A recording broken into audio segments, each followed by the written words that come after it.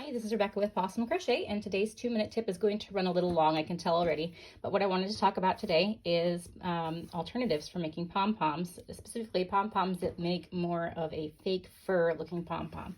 Your traditional crochet or your traditional yarn pom-pom is going to look something like this, where you just wrap it around either a pom-pom maker or a piece of cardboard or even your own fingers, and then you trim it to the shape of a ball.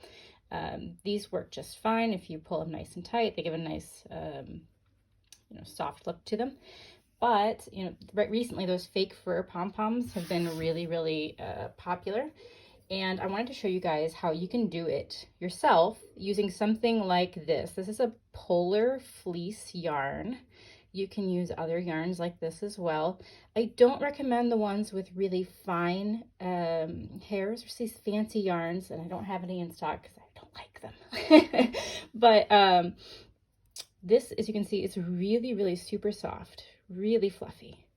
And I have some thicker ones as well that come out to about here, but you want the really soft ones, not the ones that are super fine.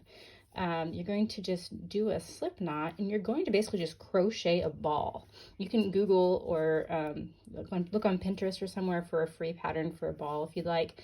I'm going to show you a little bit how to make one, which is why it's going to run a little bit more than my usual 2 minutes.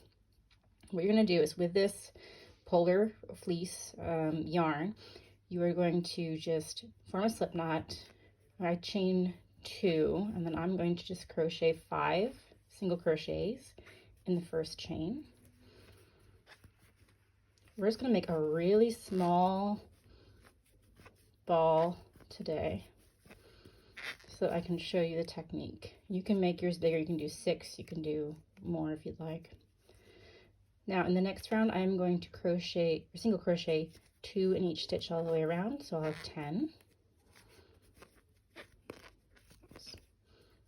It can be really hard to see your stitches with this, but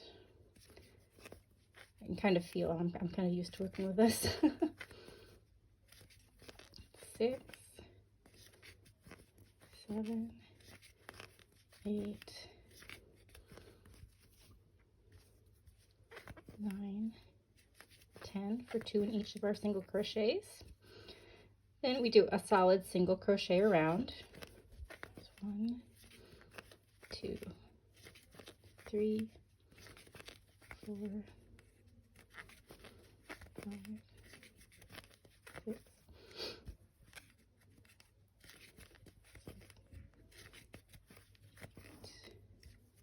2 more, 9 and 10. I'm going to flip it over now. You can see how it's starting to look like a little pom-pom. Then we decrease. We crochet, single crochet 2 together 5 times. It's 1, 2,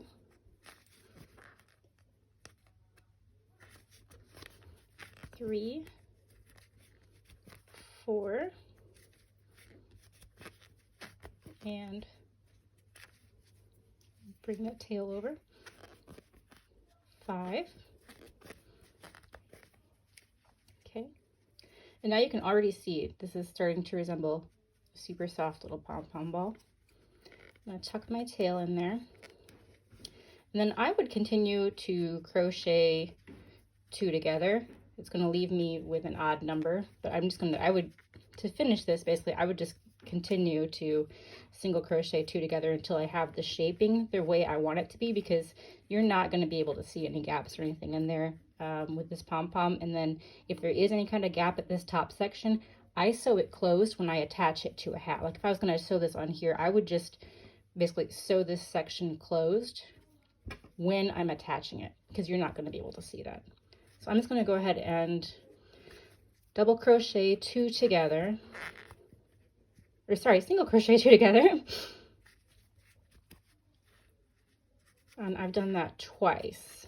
I had 5 stitches remaining. I only single crocheted 2 together twice. So I'll have 1 extra stitch at the end of that round. I would slip stitch into that stitch. Okay, and pull off. And then fasten off real quick. And that is basically how you can make a really super fluffy pom-pom that you could attach on top of a hat, a scarf, or another project like that.